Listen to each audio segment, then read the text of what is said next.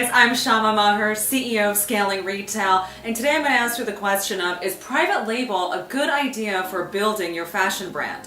The answer is yes, it definitely can be a good idea. However, there are multiple sides of the coin that we have to kind of think about here. Private label can be an amazing opportunity in order to diversify what you're currently selling. When you have a regular collection, basically what you're doing is selling direct wholesale or selling direct to consumer. But private label business is an amazing opportunity to basically white label your product and resell it to other brands or other retailers so that they can then add their labels onto that product.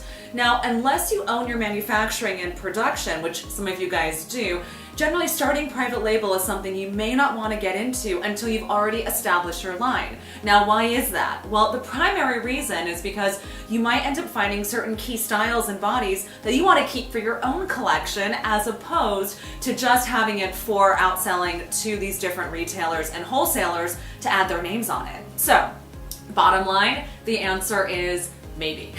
Maybe you want to do it, maybe you don't want to do it.